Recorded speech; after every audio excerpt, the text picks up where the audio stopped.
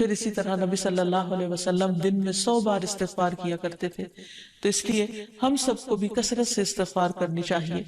استغفار بیماریوں کا علاج بھی ہے اور اللہ کے عذاب سے بچانے والا بھی، اللہ سبحانہ وتعالیٰ کی رحمت پانے کا ذریعہ ہے، اور پھر بارش کے نزول کا ذریعہ بھی ہے، زراعت میں برکت کا ذریعہ، کبیرہ اور صغیرہ گناہوں سے معافی کا ذریعہ، اچھا اعمال نامہ پانے کا ذریعہ. یعنی قیامت کے دن انسان کو جن کی بخشش ہوگی ان کو خوشخبری دی جائے گی اور ان کا نامہ اعمال جو ہے وہ بہترین نامہ اعمال ہوگا. پھر جنت میں درجات کی بلندی استغفار کی وجہ سے ہوگی. تو اس لیے ضروری ہے کہ ہم اٹھتے بیٹھتے اپنے گناہوں کی معافی مانگتے رہیں. اور استغفار کے لیے انسان اپنی زبان میں بھی اللہ تعالیٰ سے بخشش مانگ سکتا ہے، لیکن بہتر یہ ہے کہ اگر انسان قرآنی دعاؤں اور مسنون دعاؤں کا سہارا لے اور ان کو سیکھ بھی لے، کیونکہ یہ ہم سب کی ضرورت ہے. سورۃ نوح میں اللہ سبحانہ وتعالیٰ فرماتے ہیں، حضرت نوح علیہ السلام نے اپنی قوم کو استغفار کرنے کو کہا، اور کیا کہا؟ فَقُلْتُ اسْتَغْفِرُوا رَبَّكُمْ، میں نے اپنی قوم سے کہا کہ اپنے رب سے استغفار کرو، اپنے رب سے معافی مانگو. تو نتیجہ کیا ہوگا؟ إِنَّهُ كَانَ غَفَّارًا، بے شک وہ بہت زیادہ معاف کرنے والا ہے. يُرْسِلِ السَّمَاءَ عَلَيْكُمْ مِدْرَارًا، تم پر آسمان سے خوب بارشیں برسائے گا، آسمان کو تم پر برسنے والا بنا دے گا. وَيُمْدِدْكُمْ بِأَمْوَالٍ وَبَنِينَ، تمہیں مال اور بیٹوں سے مدد دے گا. وَيَجْعَلْ لَكُمْ جَنَّاتٍ، تمہارے لیے باغات بنائے گا. وَيَجْعَلْ لَكُمْ أَنْهَارًا، اور تمہارے لیے نہریں جاری کر دے گا. آپ دیکھیں کہ ایک انسان کی خواہش کیا ہوتی کہ اس کو کیا کچھ ملے، یعنی رہنے کا مقام اور حالات جو ہیں وہ پرسکون ہو. پھر اس کے بعد یہ کہ مال ہو، بیٹے ہوں، باغ ہوں، اور زندگی کی اور آرائشیں اور نعمتیں ہوں. یہ ساری چیزیں کہاں سے ملتی ہیں، کیسے ملتی ہیں؟ استغفار سے ملتی ہیں. عام طور پر لوگ پریشان ہوتے ہیں، دکھی ہوتے ہیں. مثلا ایک شخص ایک بزرگ کی محفل میں آیا اور اس نے کہا کہ میرے حالات بہت تنگ ہیں، مجھے بہت پریشانی ہے، میرا رزق بہت تنگ ہے، تو آپ مجھے کوئی وظیفہ بتائیے. تو انہوں نے اس کو کہا کہ کثرت سے استغفار پڑھو. دوسرا آیا، اس نے کہا بچوں کی شادی نہیں ہوتی، تو آپ نے اس کو بھی کیا بتایا کہ کثرت سے استغفار کرو. تیسرا آیا تو کہنے لگا کہ بہت قحط سالی ہے، فصلیں اچھی نہیں ہوتی، تو آپ نے اس کو بھی استغفار کا بتایا.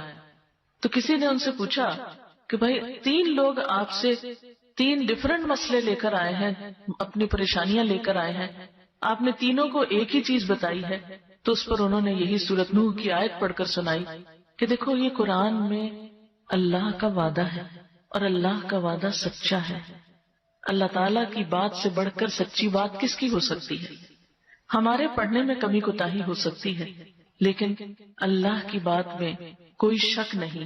ذالک الکتاب لا ریب فیہ، یہ وہ کتاب ہے جس میں کوئی شک نہیں. لیکن یہ ہے کہ بعض اوقات ہم خود پڑھنے میں کوتاہی کر دیتے ہیں. تو جن کا رشتہ نہ ہو رہا ہو وہ بھی، جن کا ہو چکا ہو اور شادی کے پرابلمز ہو وہ بھی، جن کا ہو چکا اور پھر بچے نہ ہو وہ بھی، ان سب کے لیے ایک ہی وظیفہ ہے، اور وہ کیا ہے؟ استغفار کا. پھر اسی طرح ایک اور جگہ پر ایک اور پیغمبر نے اپنے لوگوں سے کہا وَاسْتَغْفِرُوا رَبَّكُمْ ثُمَّ تُوبُوا إِلَيْهِ إِنَّ رَبِّي رَحِيمٌ وَدُودٌ، اپنے رب سے معافی مانگو اور اس کی طرف پلٹ آؤ، بے شک میرا رب رحیم ہے اور اپنی مخلوق سے بہت محبت رکھتا ہے.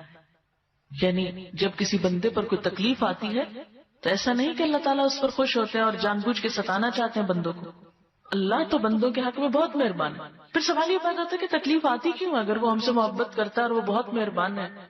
تو بات یہ ہے کہ کچھ چیزیں ہم اچھے حالات میں سیکھتے ہیں اور کچھ چیزیں ہم ہارڈ شپ سے سیکھتے ہیں. کچھ نعمتوں کی قدر ہم اچھے طریقے سے ویسے ہی کر لیتے ہیں، اور کچھ چیزوں کی قدر ہمیں اس وقت آتی ہے جب کوئی مشکل پیش آتی ہے. آپ دیکھیے کہ اس کی مثال یوں ہی ہے کہ جیسے کچھ کھانے آپ کچے ہی کھا لیتے ہیں، جیسے فروٹس وغیرہ ہیں، آپ کو پکانے کی ضرورت نہیں ہوتی، لیکن کچھ کھانے آپ کو پکا کر کھانے ہوتے ہیں. اسی طرح زندگی میں کچھ حالات ایسے ہوتے ہیں کہ جن میں آپ آرام سے سیکھ جاتے ہیں، یا کچھ باتیں آپ کو بغیر کسی مشکل کے سمجھ میں آ جاتی ہیں، لیکن کچھ باتیں آپ کو مشکل آنے پر سمجھ آتی ہیں. اور جس طرح انسان پختہ اور میچور ہوتا ہے مشکلات میں، آپ نے دیکھا ہوگا کہ جو بچے ہارڈ شپس میں پلتے ہیں وہ بڑے ہو کر ان میں اسٹیمنا زیادہ ہوتا ہے، لیکن جو بچے بہت نعمتوں میں اور نازوں میں پلتے ہیں وہ اتنے بہادر اور اتنے ہمت والے نہیں ہوتے. اس لیے دھوپ اور چھاؤں، غم اور خوشی، دونوں اس کائنات کا حسن ہے. دن اور رات ایک بہت بڑی نشانی ہے ہمارے لیے. تو اس لیے جب تکلیف آتی ہے تو اس موقع پر انسان اللہ کی طرف زیادہ رجوع کرتا ہے، اللہ کو زیادہ یاد کرتا ہے، زیادہ ذکر کرتا ہے، اور اس طرح انسان کے گناہ دنیا میں ہی معاف ہونے لگتے ہیں. ایک اور جگہ پر آتا ہے وَأَنِ اسْتَغْفِرُوا رَبَّكُمْ ثُمَّ تُوبُوا إِلَيْهِ يُمَتِّعْكُمْ مَتَاعًا حَسَنًا، اور یہ کہ تم اپنے رب سے معافی چاہو اور اس کی طرف پلٹ آؤ تو وہ تم کو اچھا سامان زندگی دے گا. یعنی دنیا کی اچھی نعمتیں کس سے ملیں گی؟ استغفار سے.